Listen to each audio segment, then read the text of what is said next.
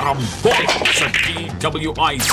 Tatalakayin, hihimayin at pagtatalunan ang iba't ibang mga issue. Karambola sa DWIC. Programang pwede kang mag-good pero now, pwede ka rin mas-crash. At ngayon, narito na ang inyong mga karambulista at ang programa Karambola sa DWIC.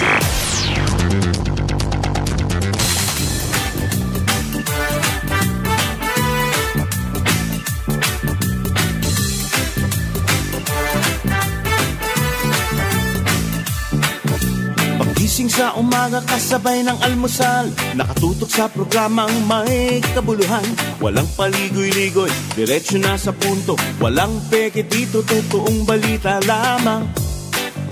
Astig na pananaw at malayang pamamahayag, naguulat, hinihimay ang mga issue. Mga kababayan, ang inyong karambolista, Jonathan De La Cruz at si Conrad Banal. Oh, karambola, karambola sa DWIC 882.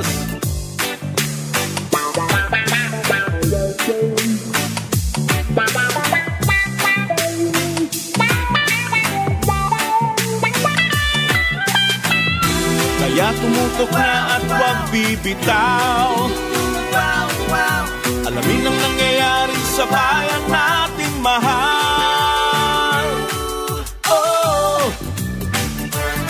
karambola, karambola, tuwing umaga. Oh, karambola, karambola. Magandang umaga, Karambola sa Aliw Channel 23 at DWIZ 882. Ako si Conrad Banal. Kasama natin, Jonathan De La Cruz. Good morning. Good morning ngayon, August 1. Yes.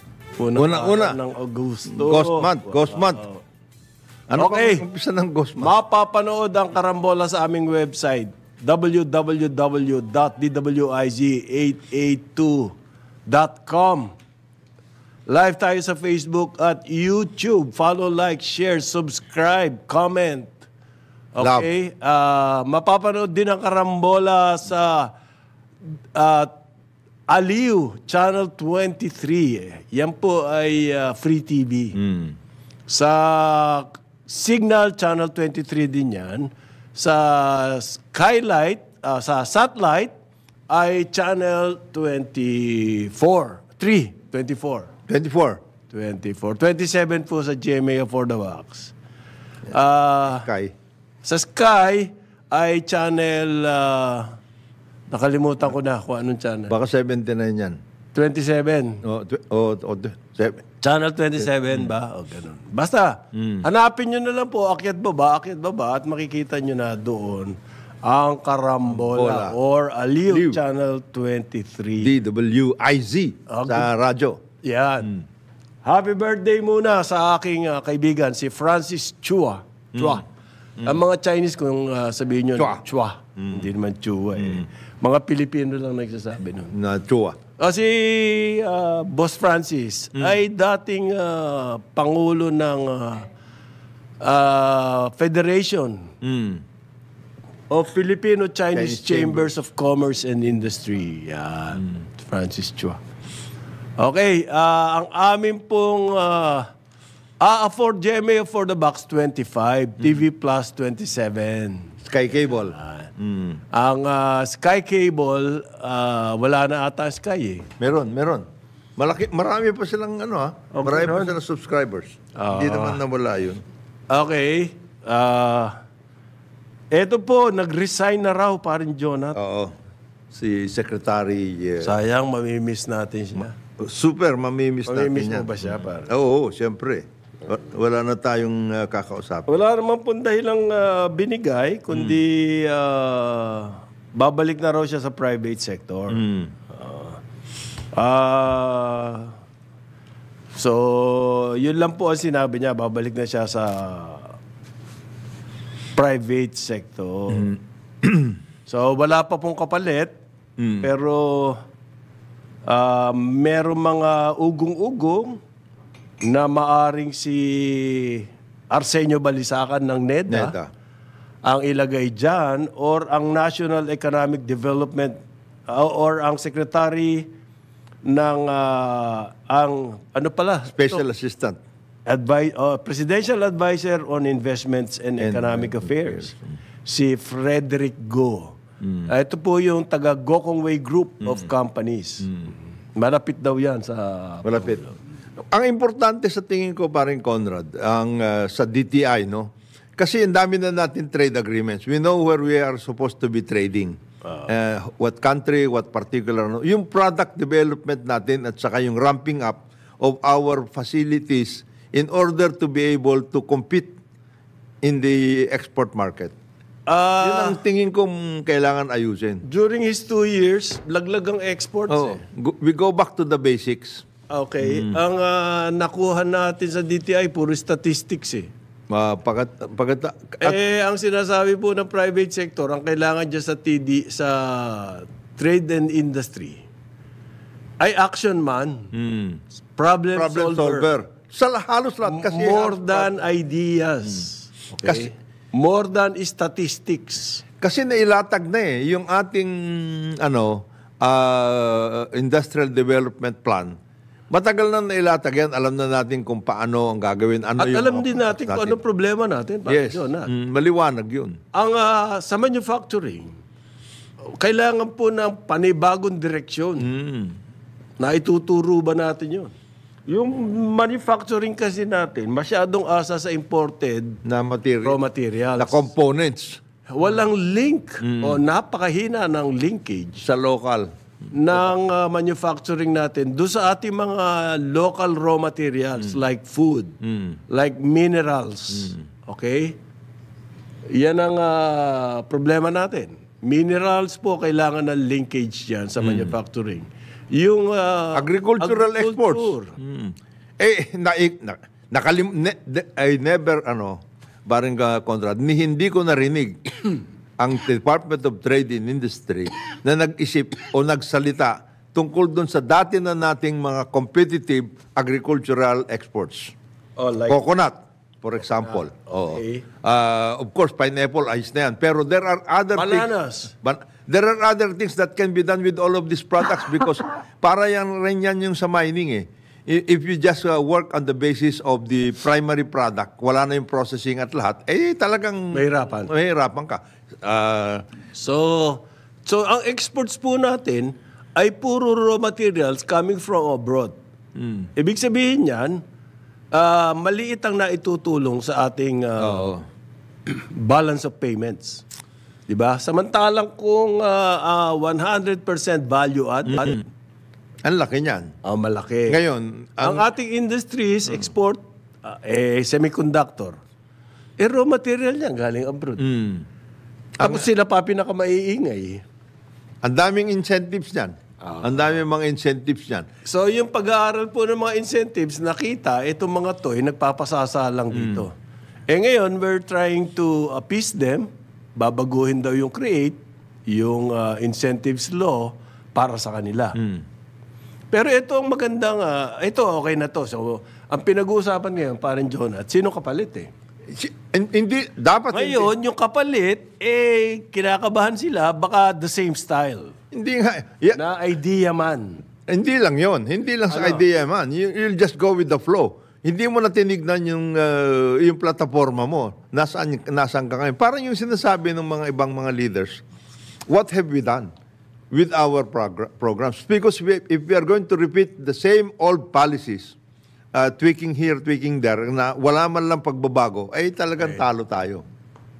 Kagaya ng... May improvement ba tayo sa direksyon ng klase ng investments na gusto natin mangyari sa Pilipinas? Sa trade nga, talo na Both domestic and foreign. Ang exports natin, laglag. Okay? Sa domestic, yung logistics problem natin, nandun pa rin. Malaking malaki. Malaking malaki. Meron bang investments directed towards that? Hindi. Ang nangyayari daw po, ayon sa mga nakakaintindi dyan, tinitignan kasi nila yan, kung ano yung dumating, siyang i-entertainin natin. Mali. Ang gusto sana nilang mangyari, ang gobyerno, magbigay ng direksyon Planado. kung saan yung investments na, kumbaga, kailangan ng Pilipinas, nakikita rin naman yung mga investors. Okay? Hindi. Tayo kung ano yung dumating, entertain natin. Ganun lang. Hindi. Ano ba rubber shoes, pare? Ilan na rubber shoes mo, Jonat? Siguro mga 3, 4. Kita mo, puro imported dyan. Hindi, ito na nga. Oh. Ngayon, alam din ng gobyerno, alam na rin natin yan, kung ano ang nagiging balakid Okay? sa pagdagdag ng mga natin. Sinasabi nila, power, logistics, connectivity, internet, etc. O di yun ang ating asikasuhin. Ngayon, sasabihin nila, hindi naman sa amin, hindi pwede yun. Mag-usap-usap kayo para may ma-workout. Di ba? Ngayon, marami pong underperforming departments. Ang daming underperforming departments. At mukhang binabantayan na ngayon. Kasi sayaw natin at sa gusto, nahihirapan po ang business ngayon, these days. Ito, kasasabi lang ng... Nahirapan ng lahat. Pero, Pero mas, yung mga nangangalakal. ngayon, nasabi ng BSP, mukhang hindi natin, mukhang lumagpas na naman tayo. Doon sa target Targets natin natin. sa inflation rate. Tapos meron pang problema pagdating sa peso-dollar exchange. Ayan. Okay? Likely daw po, hindi natin tinamaan, sumobra tayo sa inflation. It's not a good news, in other words. Sino pa yung mga ibang departments na, nako, dami po napipisil ng business sector. Hindi. Ang tingin ko, parang, kaya nga nang binabanggit natin palagi, ang kailangan dito sa mga agencies na gagaya niyan, nakabaon sa pangangailangan ng taong bayan sa pag-asa. Sinasabi nila palagi, ang ating 80% of our production as far as that particular industrial base is MSME. Yan ang sinasabi nila, 80%. Ibig sabihin, mga small, medium enterprises. Micro, small, and medium size Ngayon, enterprises. may linkage ba yan sa mga malalaki? Kasi hindi po pwedeng hanggang doon lang tayo. Kasi dapat i-link mo yun. Ganito po halimbawa. Hindi pwede yan eh. Hindi pwede. The small and medium enterprises will not be able to get us past through the challenge of Ganito po. manufacturing. Halimbawa, ito magandang halimbawa, yan Toyota sa Japan. Ang Toyota sa Japan, napakalaki niyan. Gadambuhala. I think it's now the biggest car manufacturer in the world. No. China. Talo ng China yan. Hindi. As a single company. As a single company. Toyota. Ngayon, ang Toyota, hindi po lahat ng parts ng... Ginagawa nila doon sa kanila. Hindi sila gumagawa niyan. Meron silang mga... Outsource. Parts manufacturers, small industries, medium scale industries. Nakakontrata sa kanila. Mga maliliit yan. Yes. Ang dami nun. Marami yun. Libo-libo yun. Yan po yung sinasabi ni Jonathan. Yung bang ating mga micro, small, and medium Enterprises. size enterprises. May connection sa malalaki like San Miguel. Yan. Like Unilever. Okay? Dati kasi, halimbawa, yung Colgate-Palmolive, at least yung tube ng Colgate, Dito. ang gumagawa po yun, yung naging happy toothpaste. Yes. Ang problema, yung Colgate nag-switch na sa tube, yung plastic. Imported na. Yan. Ganyan na nangyayari. At marami pong manufacturing companies dito sa atin, umalis na. At nagpunta sa ibang bayan like Thailand. Paborito nila yung Thailand. Thailand. Vietnam ngayon. Vietnam. Indonesia. Malaysia. Okay? At tayo ngayon, bumibili na lamang yung Ini-import kanilang import na lang, finished product doon. Kasi may free trade ng ASEAN. Okay? Parang common market tayo. Common market tayo. Lalugi tayo ron. Luging-lugi tayo. Wala namang industries na galing sa kanila na nagpunta sa atin. Wala. Lahat papalabas. Yung one-way trend na yon, hindi po natin napigil yun. Dumating at dumating na lang yon, wala tayong nagawa. Ang dami niya, mga ganyan, nag-alit. The best example, parang Conrad, yung palagi natin binabanggit dito, yung mga basic. Damit, clothing. Nawala na yan. Nawala na yan. Undergarments, lahat. Textile. Sapatos. Nawala na yan. Tayo na una dyan, ha? Okay. Mga Adidas, etc. Dito lahat yun. Yung Rubber World, nandun lahat. Contract sapatos yun. Ceramics. Nawala na yan. Nawala na yung ceramics na yan. Tires. Tires. Napakatindi ang ating tire manufacturing dati na workout. Wala. Galing natin dyan. Magaling tayo dyan. Tires. Ang tagal na nun. Wala naman nangyari sa atin. Hindi. Meron bang bagong industry na pumalit dyan? Meron ba? May naisip ka? Ang sinasabi nila, BPO. Hindi industry yun eh. That's not an industry. Lahat naman ng buong mundo nagkaroon ng BPO. Oo. Hindi po special sa atin na Yun na lang, ito. India, lahat yan. BPO. Ito na lang, parang Conrad. Yun tungkol dun sa sinasabi nila na workout natin. Workout natin. Pagdating sa nag-umpisa yan sa Progressive Car Manufacturing Program. Progressive Motorcycle, etc. Okay. Progressive Truck Manufacturing Program. O, nasan tayo ngayon? Wala. Nawala yung ating mga dito. Dati, yung Toyota Philippines, kumukuha sila ng mga rubber mattings, etc. at saka yung mga foam na para sa mga seats nila dito. At marami tayong gumagawa dati ng mga sinasabi nila na mga captain seat, etc. Wala na yun. Wala po tayo automotive manufacturing dito. Pero ang daming incentives. Pero ang ating car incentives, ang tindi na incentives niya. may higit 50 years na. Na 1960s pa lang binigyan na yan Progressive Car Manufacturing Program. At yung progressive... 1960s. Yung progressive... Ano na ngayon? 60 years, 20.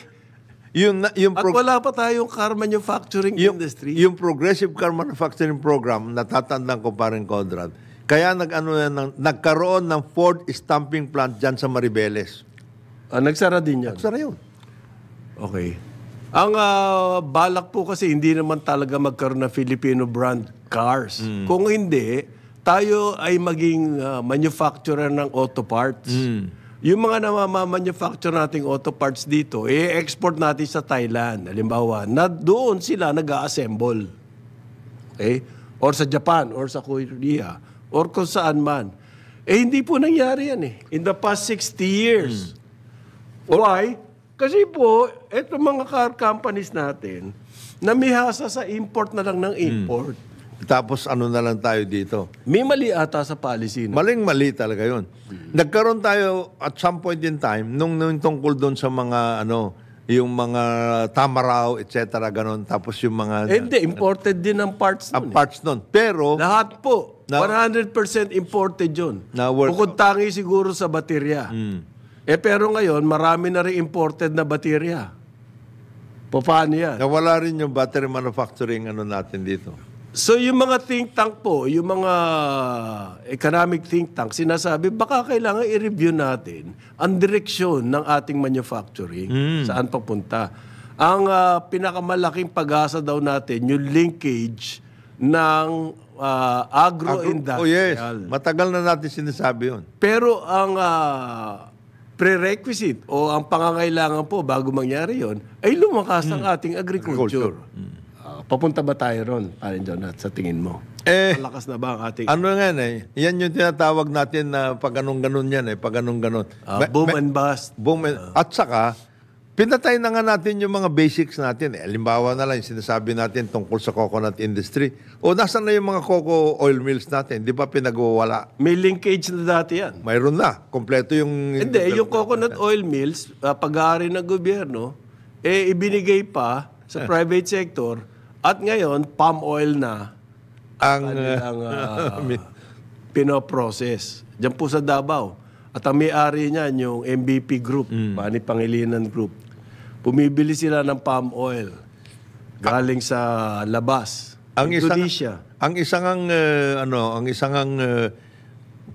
naging successful na private sector na diyan yung Axelum, si Naromi Chan, kulang na kulang din sila kasi wala rin masyadong suporta doon.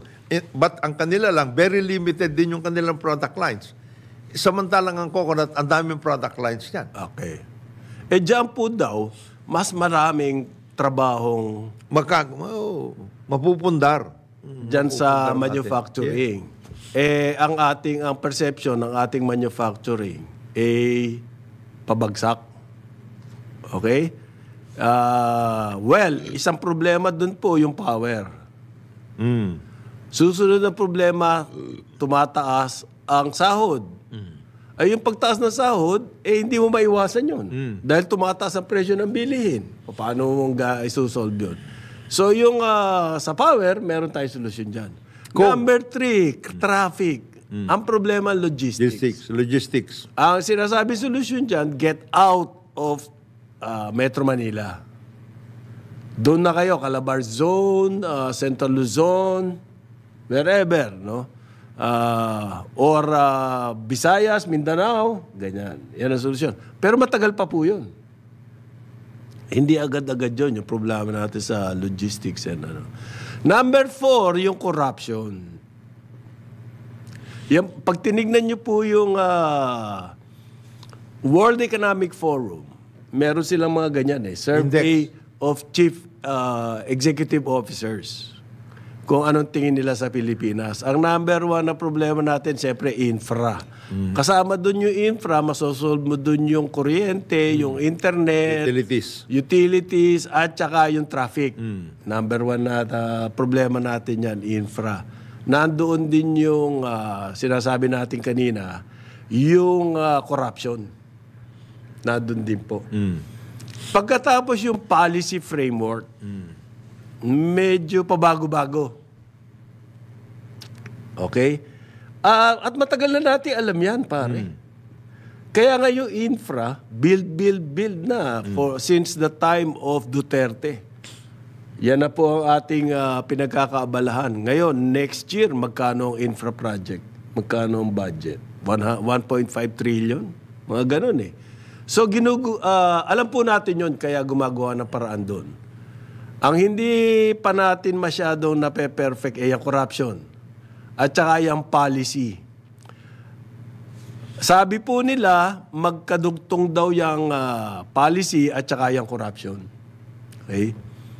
Dahil yung policy natin, mukhang nangingira lang interest ng mga malalaking, tawagin na natin oligarch. Diretsuhan na, pare, oligarch. Sabi po nila, nangingiral yan and therefore connected sa corruption. Yan ang mahirap isolve, pare. Paano natin, how do we attack that problem? Sabi kahapon ni Diwa Gunigundo, meron daw 20 to 30% leakage. Ang leakage sa budget. So kung ang budget natin ay 6 trillion, yung 20% noon 1.2, diba? Ang 30% noon 1.8 trillion. Yeah. Yun naman sinasabi ni Diwa, that has always been the par as far as the leakages are concerned. Ngayon, yung sinasabi naman nung ibang tao, in other countries, corruption is meron din in all countries. Yung nga sa Vietnam, nagkaroon na nga ng yung tungkol dun sa investigasyon, malaking developer na billion-billion ang inano nila. Diba, sa Thailand, nagka-revolusyon. Nagka-revolusyon dahil dyan sa mga ganyan. Yeah. Pero, yung mga yung tungkol dun sa yung nakukuha, sabihin na lang natin, nakukuha out of corruption, karamihan, yung mga yan, nare-reinvest. Narito rin. Sa atin kasi, ang nangyari, ito na nga, ang ang tendency, ng mga ay sa halip na productive enterprises gagamitin, etc. or whatever it is, sa iba ginagamit, tapos inilalabas pa. Tanungin natin sana, parang Conrad, yung mga bankers, kung ano ang, dapat meron tayong index na gano'n na ganyan eh. Okay, among all Southeast Asian nations, ilan ang deposits ng mga nationals in the banking Other system? countries. In other countries. Yan. Meron nang lumabas na yan sa Switzerland. 100 bilyon. O nga. Ang galing sa Pilipinas. Number tayo? Yun ang dapat natin matingnan eh. Para maintindihan natin eh. Para ma-work. In other words, yung mga kumikita po rito, so kikita sila rito, parang imbudo yan. Oo. Pabaligtad. From the masses, aakyat yung wealth. At liliit na lang doon, yung mga nando sa top, creme de la creme, inilalabas yung pera pagkatapos kumita. Safety ba? Safety. Makikita nyo yan sa kaso ng ABS-CBN. Yung isang real estate company, big time na Big sa time. Spain. Oo, mga ganon. Sino pa? Lahat po daw. Merong ganon. Lahat na kumita, lahat ng tumiba rito. Lahat na naka-jackpot dito, naglalabas ng pera. At iba-ibang mga ginagamitan. Kung hindi man naglalabas ng pera, imbis na productive enterprises ang pinagtutuunan ng pansin, mga luxury items which is also important. Okay. Ang sabi nila, parin Jonat, mukhang magkakaroon na naman daw, sisipagan na naman ang mga press release ngayon. Dahil dito sa Mga pag-resign oh. daw. Nag-resign daw. At saka yung mga anticipated. Pero iba ang chismis dyan. Graceful exit na lang yan. Graceful exit. Well, sino daw ang mga susunod? Kaya ngayon, sinisipagan. Nung mga press release operators. Ay, nako, pare. Kanina pa lang. Kanya-kanya na yan. I was just running through. Ako, press release ng DENR. Press release ng DOTR. Press release ng Department of Tourism. Press release ng Department of Human Settlements and Urban Development. Antindi ba? Matindi. Kanya-kanya. Yung po na mga nasa survey na hindi man lamang natatawag. Matitindi ang mga Press releases. ngayon. Mukhang may nararamdaman sila manggagaling kay BBM. Tingin ko lang, Dalawa kasi nararamdaman yan.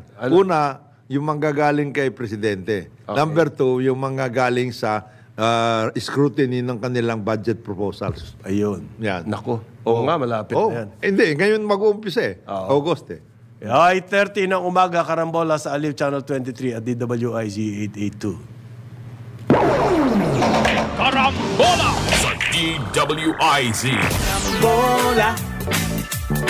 Karambola.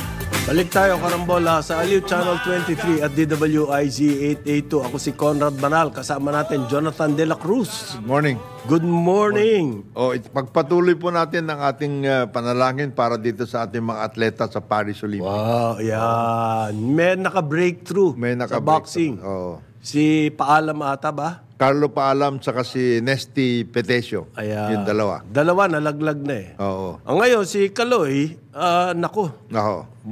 Masama dun sa Hindi maganda. Dun sa final, sa all-around. All-around. Pero, ang maganda pong balita ron, nagkamali lang kasi siya eh. May slip, no? Meron pala siya nakatago. Yung kung mga style niya, may mga nakatago at nilabas niya doon nakita na iba siya. Iba siya. Bago, nagkamali lang siya. Sabi niya, okay lang. Meron pa naman daw ibang events. Okay. May kumpiyansa yung bata. Ako, maganda yung kanyang pinapakita doon. Sana maka-gold man lang siya. Yung ating swimmer at saka yung ating rower, parang wala na rin. Wala na rin. Kaya, sa boxing... Sana wag naman tayo ma-zero. Si EJ ang ating isa pang inaasahan. Vienna. Oo. Sana nga. Nagwo-world champion yan eh. Si EJ. Ang si Duplay. No? Duprey. Ang kanya kalaban. Suiso ata yun. Ngayon, na sinasabi po ng BSP, Bangko Sentral ng Pilipinas, ang sanggaling ang pagtaas ng presyo, ang inflation rate, galing po sa kuryente. Power.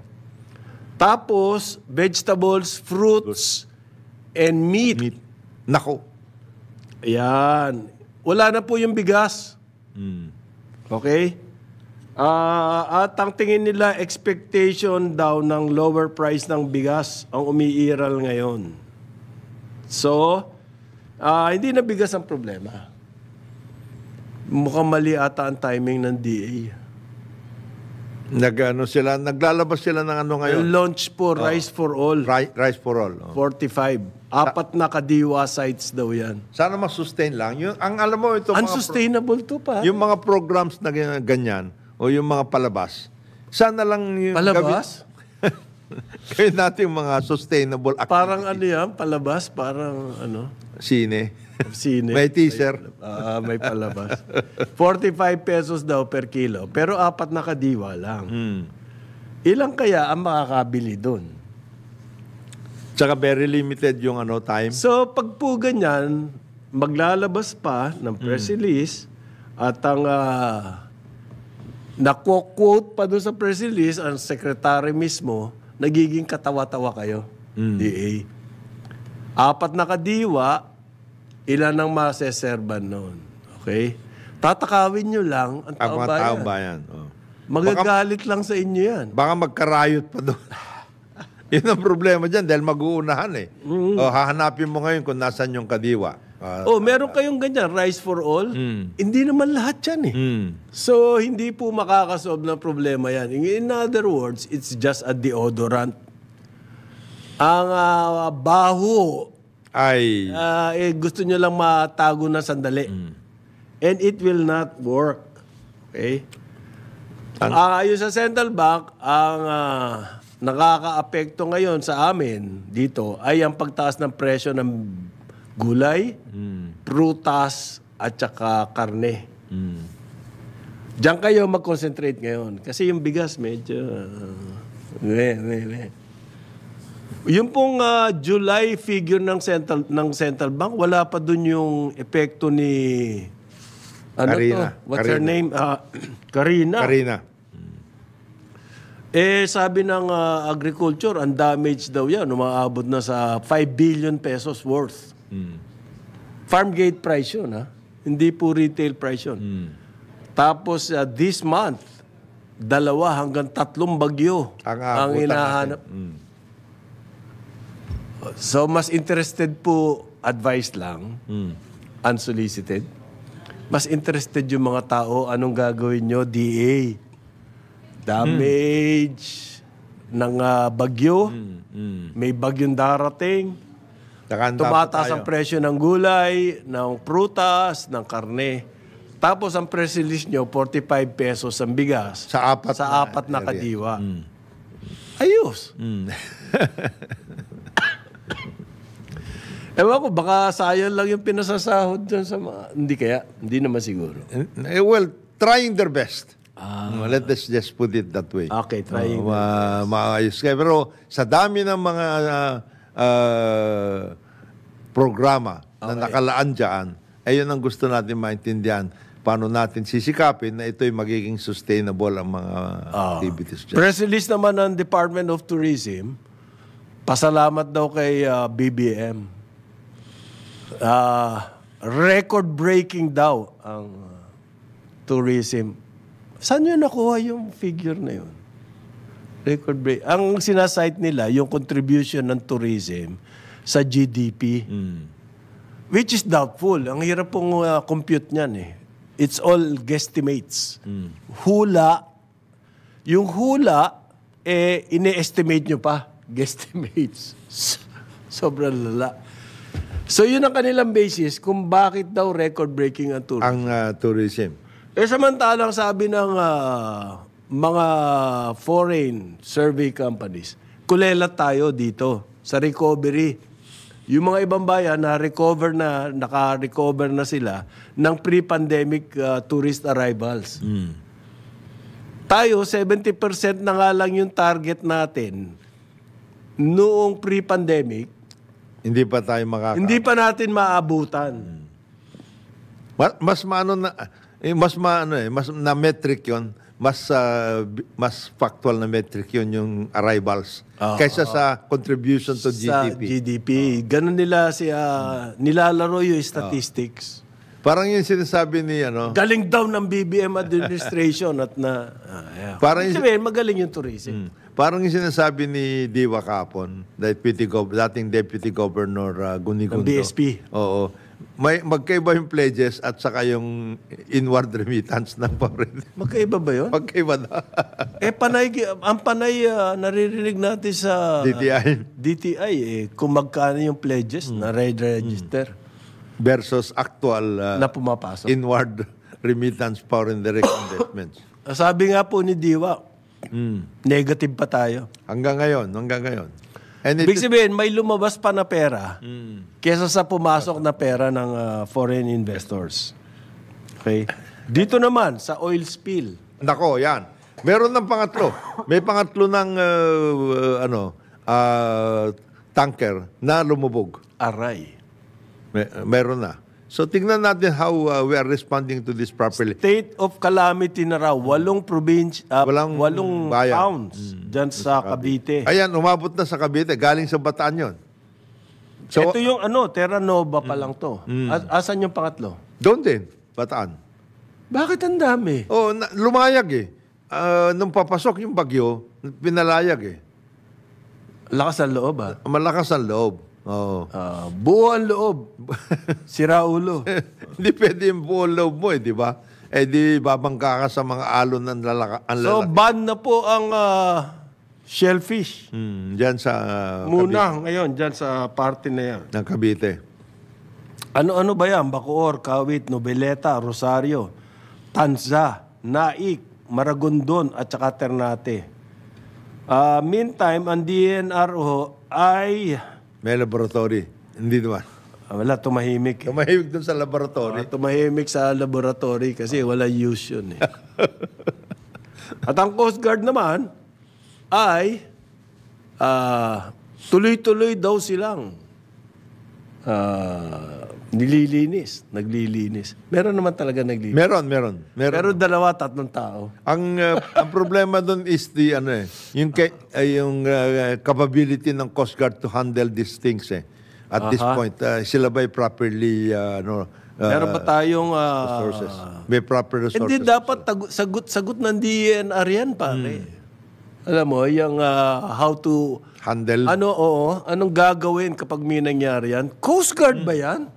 Hindi ko maintindihan bakit ang responsibility ng ganyan nasa Coast Guard. Ang Coast Guard po, ang responsibility niyan to supervise these tankers.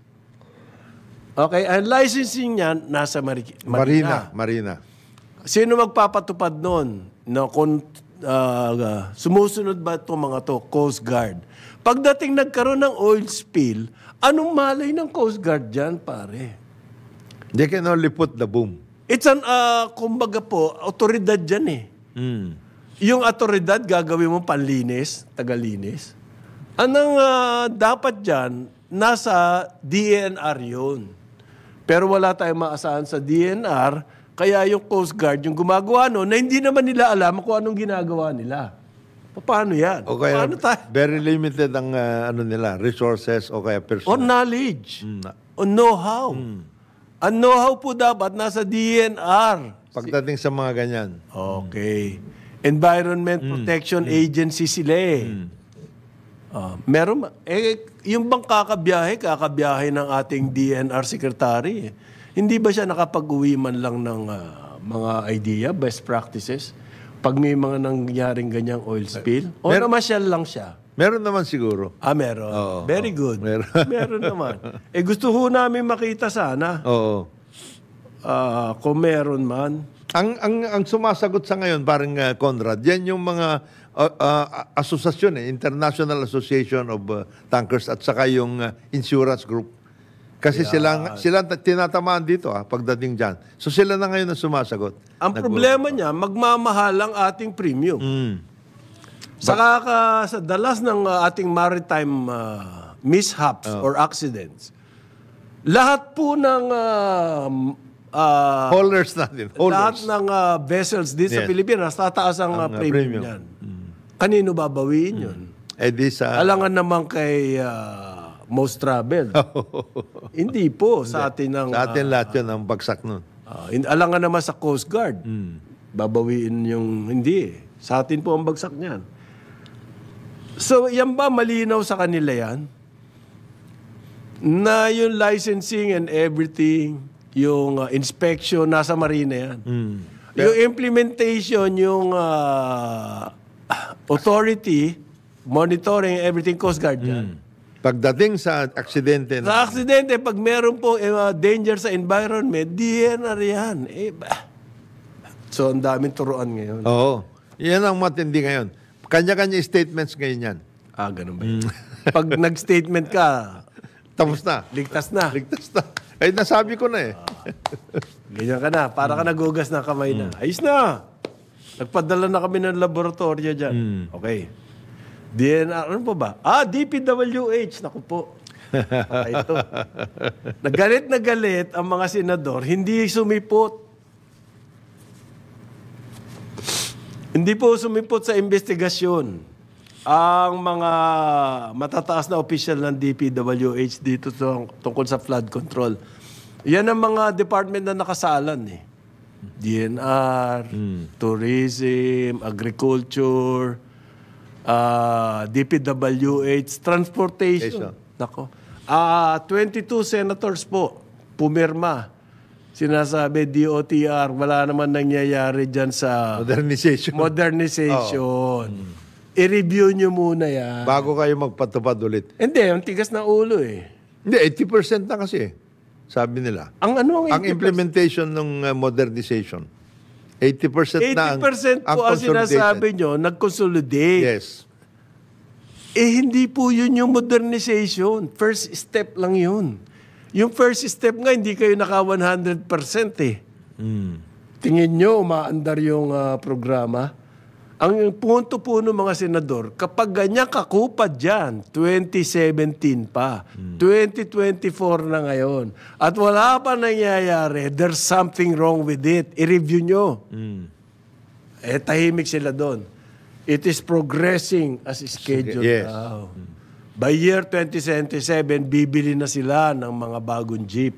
May mga konting challenges pero na ho natin, na-overcome na natin. Yan. Really? Yan ang mga sinasabi. After 7 years. Meron pa pag-asa kaya, parang content? Kasi ako, Anong pag-asa? ang iniisip ko ganito eh. Di ba meron dapat timeline? Okay. Oo. 5 years, dapat every 5 years nare-review. Kung yung mga power nga at saka water, hindi nga ng 5 years every so open, nare-review Ang rates lang. Ang rates lang ang nare-review. Hindi yung performance. Hindi yung setup. Hindi po yung nakakabuti ba yan sa bayan. Hindi. Yung rates nakakabuti ba yan doon sa mga concessionaires. Ayan. Yun ang review eh. Gusto mo yun din ang mangyari sa transport? Kagaya niyan, parang Conrad, lahat ng transport, halimbawa sabihin natin, after 5 years ganito, sa trend, ganito rin kayo after 5 years, tignan natin kung nasaan ang progress ninyo. LRT1. Mga ganon. Di ba? Hindi lang 5 years yun eh. Hindi nga, ibig sabihin ko, hindi ba dapat ganon? After every 5 years, or 2 years, or whatever, na at least, ang nakikita mo, halimbawa dito sa Skyway, subway, halimbawa. Itong subway, 18 kilometers yan. 4 na taon na yan, wala pa nangyayari. Itong project na yan, 4 na taon nang sinimulan. Itong portion na ito, na-move na namin yung boring machine from one area to the other. Yan, at least meron. Wala nga ganun eh. Hindi nga na gumagana. 4 yung binili nating boring machines. Hindi naman gumagana lahat. Yung mga ganun. Sayang. Nakatenga. Pero nabili na natin yon. Ayun na nga eh. Lakas ng loob natin sa bili-bili. Hindi ko alam kung magaling lang yung ahente o... The boring machine. Alam mo, na napakahusay ng mga ahente at nakumbinsi ang ating magigiting na official ng transport. At that time. Last minute na bilin agad. At bakit napakadami? Last minute na bili yan. 4 ba o 5? Parang gano'n. Last minute na. Ngayon, Alam mo, ganun ba kadaming ating subway project? Kailangan natin yung ganun karaming boring machines. alam mo ba ang chismax ngayon, parang Conrad? Sige, bumili tayo ng boring machine. Sino mag-operate? Wala pala tayo. Wala tayong capability gano'n. Di mag-hire ng consultant. Pati yung mga contractors natin, yung mga Hindi alam. binigyan ng contract para dyan sa boring, wala rin silang operators. Baka kung anong mangyari sa atin dyan, ha? Tignan mo ninyo Baka masira pa yan. Masira pa yan. Mahal yan. Hindi ba? So, yun mga ganyan na, yan ang sinasabi. Gaano ba ka-importante ang transportation dito sa Pilipinas? Yan yung sinasabi natin mga, hindi naman nagkakaroon ng leakage, kaya lang nagkakaroon ng penalty. At ang laki ng penalty niya. Hindi. Kaya nagkaroon ng penalty dahil sa leakage. Hindi tayo nag-isip. Hindi pare. Yung penalty, bakit na-delay? Yan. Merong hindi ginawa ang dapat gawin. Ayan. Na-delay yan. Na-delay. Or nagmadali. Kailangan bumili agad ng ganito, ng ganitong mga Hindi pa pala supplies. handa. Para bumili ka niyan, itap mo na agad yung loan. Hindi pa handa yung project. Di may kumita na ron. Ang ibig mo ba sabihin, parang ganyan yung nangyari? Siyempre, kailangan mo ng bilhin yung supplies para kumita ka na. Hindi pa handa yung project, mag-draw ka na sa loan. Paano yun? Tapos nadidelay yung project. Bayad ka ngayon ng penalty dun sa... Parang ang may pinapahiwatig na dating ginagawa dyan sa Department of Health bago si Secretary Herbosa. Na Wala pinapahiwatig. Okay, tahasan ko sasabihin. Nangyayari po yan sa Department of Health. Hindi naman kailangan yung gamot. Bibili 19 billion pesos worth of pharmaceutical products. Ilalagay sa warehouse. Mabubulok. Di ba? Ano ibig sabihin nun? May kumita ron. Best before. Yan. Parang manok. Parang manok.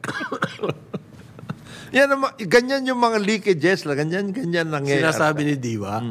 Ganyan. Exactly. 20 to 30% of the budget. Ang laki, pare. Malaki talaga. Super malaki. Kasi yung 30%, 1.8 trillion eh. Sa 6 trillion. Ito mabigat, paring Conrad. Nagbigay ka ng budget, inapprobahan ka dahil sinasabi mo, kailangan ho natin ito at lahat. Hindi mo nagamit up to the third quarter. Pagdating ng fourth quarter, magkukumahog ka na ngayon. Gastusin mo ngayon yan. Madalian. Yan. Wise ba yun? Masasabi mo ba kapag madalian ng iyong paggastos, maayos? Wise spending yan? Yan. Mahirap po sabihin yun. Okay.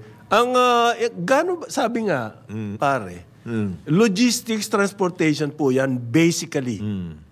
Ang malaking component ng logistics ay yung transportation. Siyempre yung warehousing and everything. Kasama yun. Ngayon, may mga big business pumapasok na dyan sa warehousing. No? Kaibigan ko, si Cesar Wong Chuking. Meron sila. Mga warehousing, yan na po ang inaano. Nakita nila yung pangangailangan ng bayan eh. Ang Ayala, pumapasok na dyan. Ang mahalaga po dito sa logistics problems natin ay yung transportation. Yung government yun eh. Hindi natin pwedeng sabihin, Ayala, mag-invest ka sa port. Pwede siguro privatization. But make sure nakikita sila. Yan po mga ganyang klaseng venture. Kumbaga, greenfield na missionary. Kumbaga, ang attitude mo dyan, pag pumasok ka dyan, patalo. Kaya government yun. Basically, government. Yan yung mga inaanos. Yung roro natin, sinimulan na nga yan ni GMA. Nautical Highway. Dapat po perfected na natin ngayon yan by this time. 20 taon na eh. From GMA time. Diba? 20 taon na yan, ano? Dapat napakaganda na niya roro system na yan. Hindi, pinabayaan. Paano tayo? Yan ang kailangan natin dahil po islands tayo. Bakit wala tayong naririnig sa DOTR tungkol man lamang dyan, pare? Bakit modernization ng jeep? Bakit train system? Bakit privatization ng airport? Ang ating naririnig. Privatization. Airport privatization na. Tama-tama yan. Gandang Matapos. privatization. Tapos na ng gobyerno itayo yan eh. Ayos. Ayos nang i-privatize. Privatize. LRT2 po, ang laki ng kinita. Kari-report lang. Ang LRT2, hawak ng gobyerno yan. Wala pong nakikialam dyan na iba. Pero ang laki ng kinita. So, ang naririnig natin, ipa-privatize din yung Malapit LRT2. na kayo. Ay, ang mga ating transportation program. Ano ba? Huwag kayo masyadong, yung mga kumikita kayo na government project, etc. Dahan-dahan kayo sa pag-i-statement, ha? Kumikita kayo, ha? Aha. Delikado kayo dyan. Delikado kayo dyan. Mate-take over kayo. Ang dami nag-aabang dyan. Nako. Kumikita pala ito. Ito, ang ganda ng kita nito. Ayos to, Nako. Madali lang ayusin to. Trabahuin natin. Parang, walang Mangangako ka lang, extend mo hanggang Divisoria. Yan. Tapos. Ayos ka na. Tapos, 10 years na, wag mong gawin hanggang Divisoria. Pero kinikitaan mo na siya. Pero, sa'yo na yung kita. Yan ang model. Walang pinag-ibayan doon sa mga sa mga tinake over na power plants. Aray ko. Ngayon po, yung economic life ng mga power plants na yon tapos na. So in other words, nabulsa na lahat ng kinita ron. Papalitan ba nila yan? Mag-i-invest ba sila ng panibagong power plants? Hindi po. Pinapagalitan ng gobyerno. Hindi po. Maghihintay na lamang. Ay, nako. 9 o'clock ng umaga, Aliw Channel 23 at DWIZ 882. Karambola sa DWIZ.